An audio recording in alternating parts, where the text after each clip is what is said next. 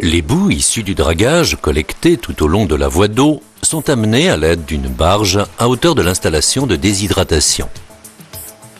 Elles sont ensuite déchargées en vue de leur traitement.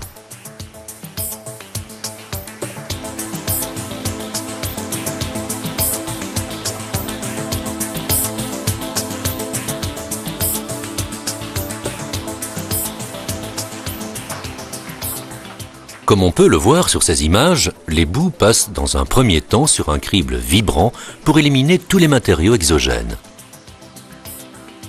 Les boues sont ensuite pompées vers les filtres presse qui se présentent sous la forme d'une série de plateaux maintenus les uns contre les autres par un vérin hydraulique.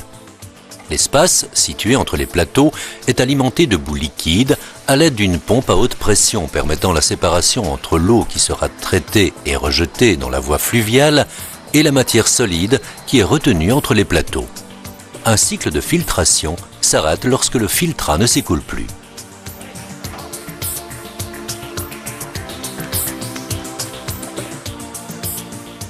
Des vérins hydrauliques séparent alors les plateaux et les gâteaux formés tombent sous l'effet de leur propre poids.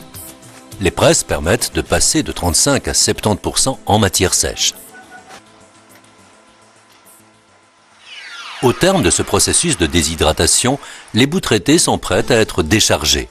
Elles sont déversées dans des péniches capables de transporter 200 tonnes de boue, remplaçant avantageusement l'utilisation d'une dizaine de camions.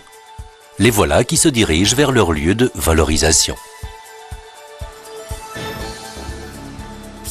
Depuis peu, les autorités compétentes privilégient le recyclage et la valorisation des boues par rapport à leur mise au centre d'enfouissement technique.